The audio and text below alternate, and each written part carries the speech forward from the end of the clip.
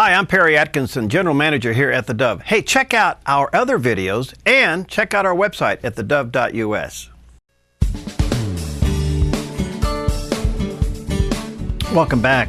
Hey, delighted today to have with us Dr. Lawrence Gelman. He is a medical doctor, practices in South Texas, a hospital administrator, conservative activist, media personality, does his own talk show, host of Talkback. But he has written a book that I think is a book that you're going to have in your library, in your home, especially if you are doing any kind of homeschooling. This is an incredible resource. It's called The Fall from Grace. And Dr. Gelman, nice to have you, my friend. Good to see you today. Thanks. Nice being here with you. Listen, this is quite a book and quite an undertaking. Wow. First of all, thank you for doing it. What led you to take this on? I was doing these radio programs, and the discussion would often go to constitutional issues. And for the program, I would take notes, on a particular topic. And over a period of time, I accumulated enough notes, I thought I could actually write some kind of pamphlet. So I started the undertaking, and it gradually kept expanding into something much larger. And it actually took about 3 years to do. Wow. It is really an accomplishment. By the way, where can people get a copy of this? This is a fairly large book, and it is incredibly documented. Where can people get a copy of this? They would just contact me directly, because I've updated it, and so I'd like anyone who's interested in it, I'd like that they receive the latest edition. So which would be a good place to do that. Let me give you my email address, okay? Okay. It's Gelman, Gelman, at AOL.com. Okay. And they can contact you there. Yeah. Would you say we are in a constitutional crisis?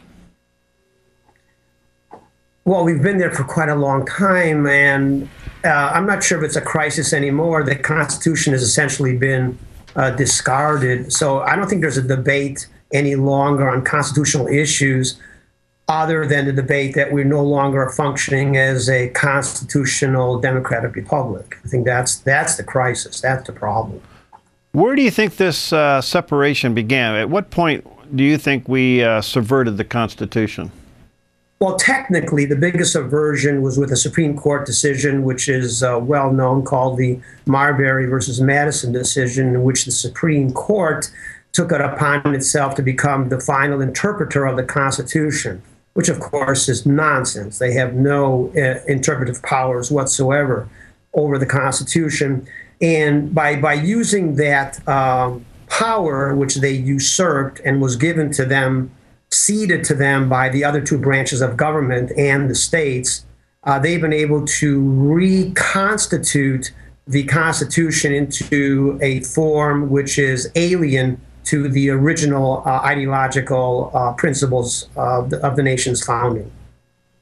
So that one act put the final interpretation into the Supreme Court, so that's why the battle for the court is what it is, because it's just a matter of human interpretation at that point.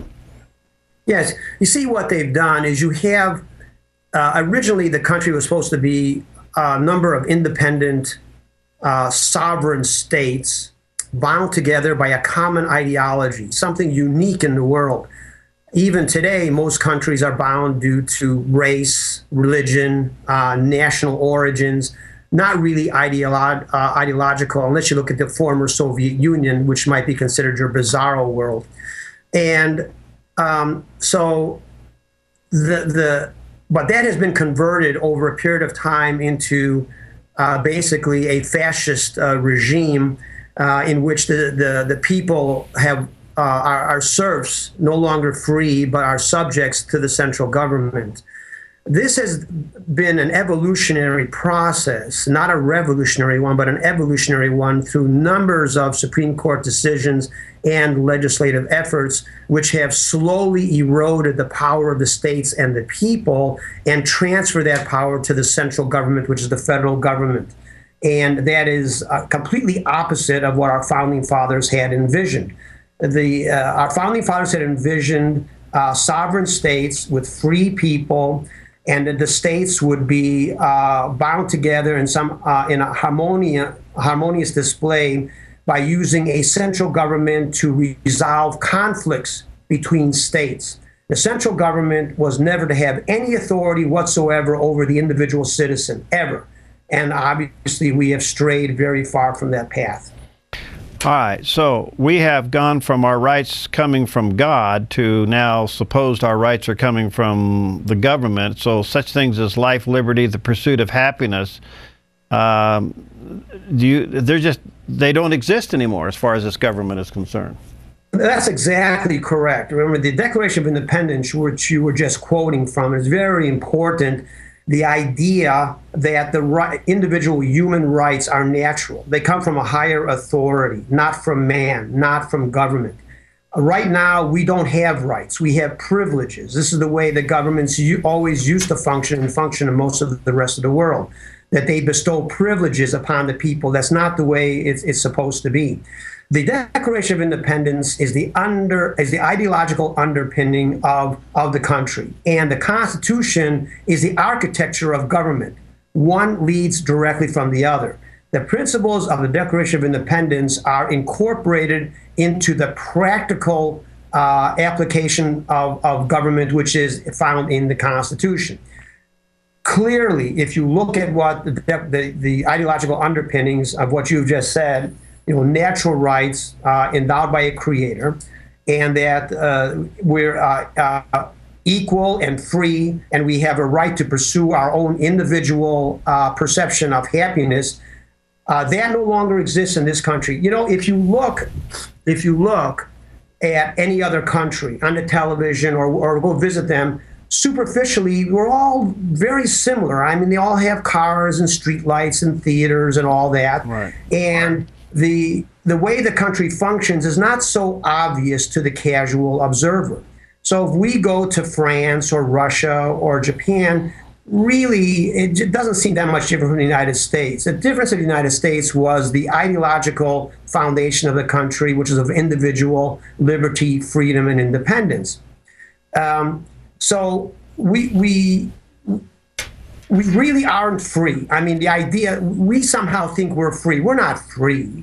We're not any more free than if someone in the Soviet Union had to wait 10 hours to get their potato.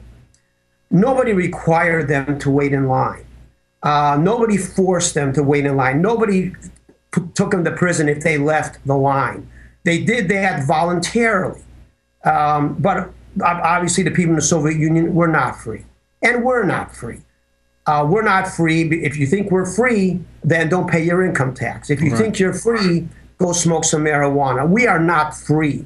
We function within the boundaries that the government allows us. And if we stray beyond those boundaries, the force of the government comes down upon us. We are not a free people. We're no more free than the people who live in Cuba or in North Korea. We are just simply the government allows us a wider latitude of function. And we're not a free people. Interesting. Let me take a quick break. We'll be right back with Dr. Gelman and his book called The Fall from Grace, and we'll give you that website or his email one more time if you'd like to maybe get a copy of this. This thing is extremely well done, and you might want this for your library. We'll be right back.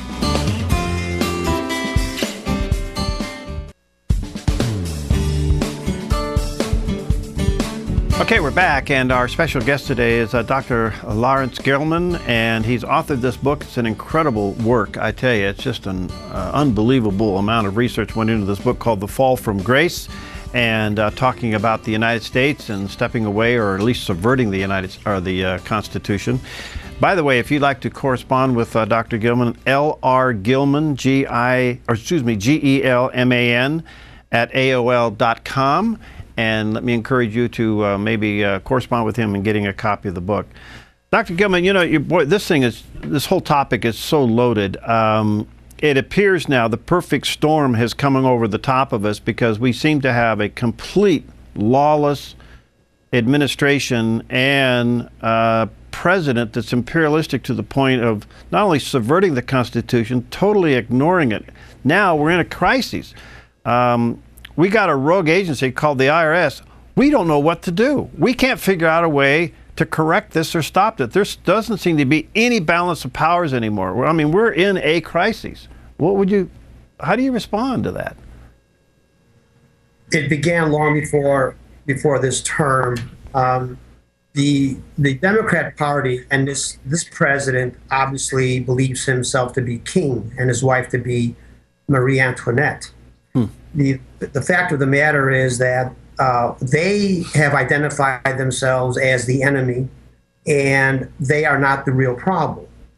The real problem is the Republican Party, the party that falsely presents itself as being the party of the Constitution. The Democrat Party has declared itself the party of fascism, and we need to stop calling them socialists.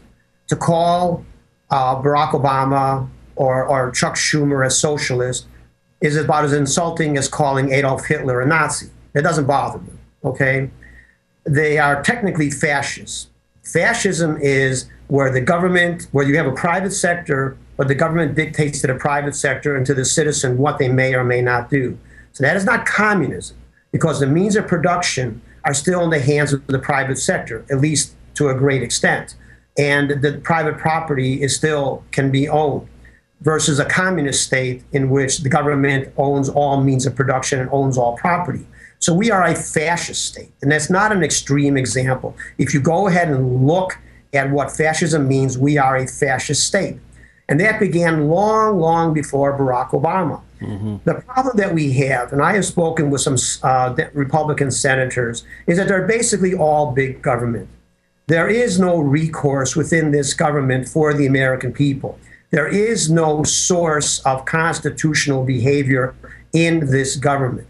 So if you ask where do we turn, I really can't give you a good answer, because the opposition party, which is supposed to be the Republican Party, is nothing but the other side of the coin of big government. One side, the Democrats, who admit they're big government, and then the Republicans who say they're not, but actually behave as though they are.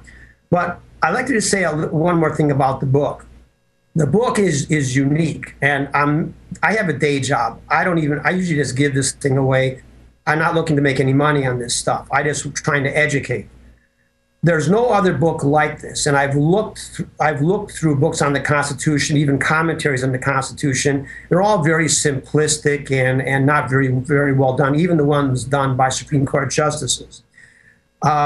This book is the only book in which the true precedent, which is the Constitution, is the only source that's acceptable to determine if an issue is constitutional or not. And I look at Supreme Court decisions, all the major Supreme Court decisions, all of them, bar none, and many of the legislation that was derived from those Supreme Court decisions. And I've addressed them as to how they stack up against the Constitution as the only legitimate source. And no other book does that. This book does that, and it shows clearly that it doesn't matter who wrote the decision, so-called conservative, so-called liberal. The fact of the matter is every major decision, even the ones that the conservatives believe went in their direction, such as the Heller decision, are really all geared to transfer power from the American people and into the central government. You have to remember that these guys all belong to the same club. They all belong to the same club of when big government is the name of the club. We are on the outside. We are looking in from the outside. We are servants. They are the central government. We have a president who's a king and has been a king for a long time.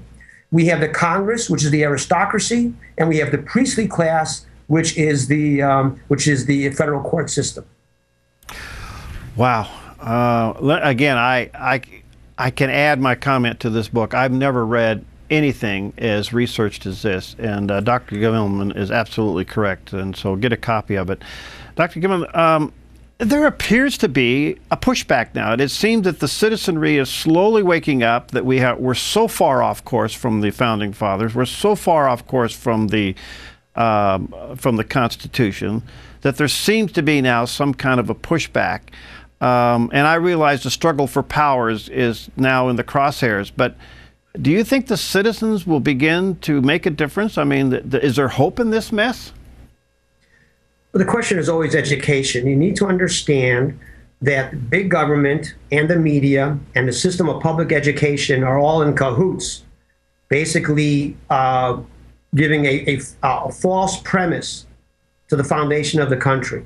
And so the only source, or the only group that's left, is the individual American, whether that's the Tea Party or whether some other form. There is nothing in the establishment which will defend the Constitution. They are all the enemy. The big government, all the senators, all the congressmen, federal and state, all the mayors, all the entire structure of government in this country is the enemy. The enemy of the Constitution, the enemy of founding principles. And that's all there is to it.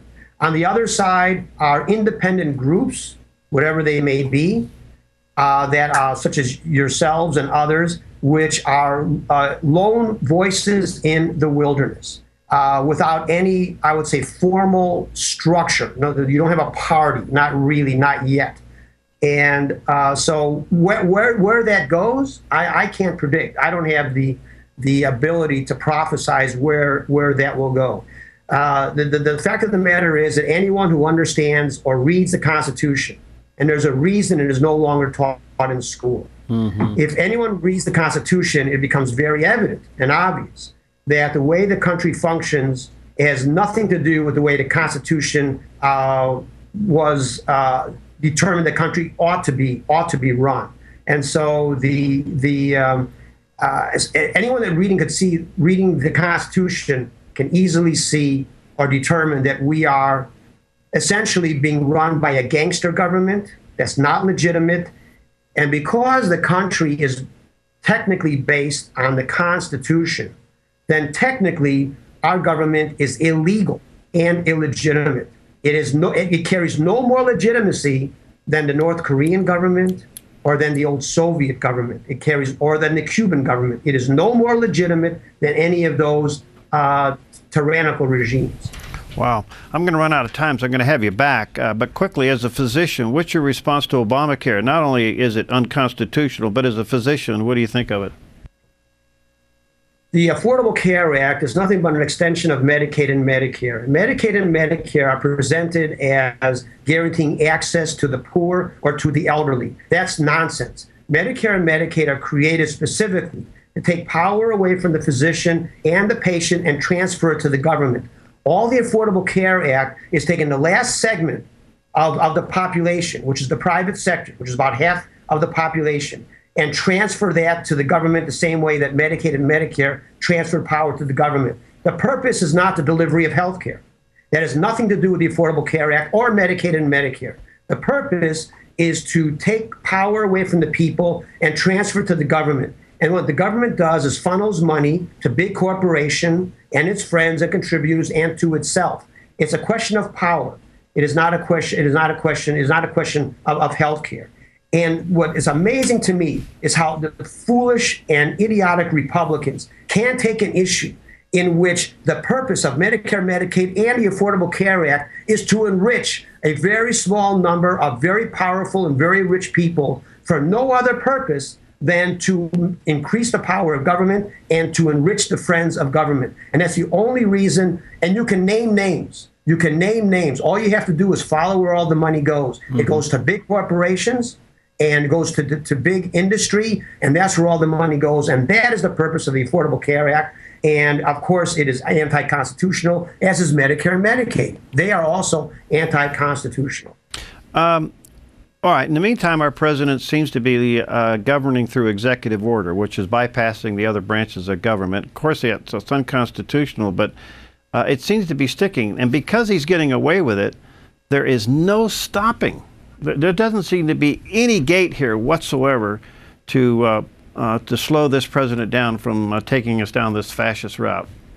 Well, you're exactly correct. And first of all, there's no such thing as executive power. The term does not exist. The executive has no power. The executive has Executive order. There's no executive order. There's only executive power. The executive power is to execute the laws done by the legislature. So there's no such thing as executive order. That is unconstitutional.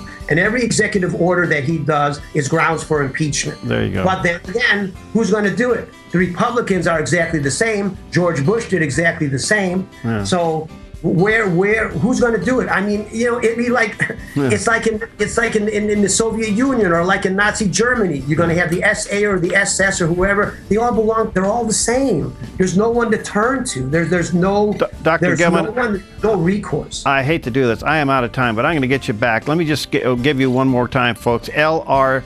Gelman, Gelman, at AOL.com if you want to get a copy of his book. You're inspiring, my friend. Let's connect again real soon, okay? I want to continue on.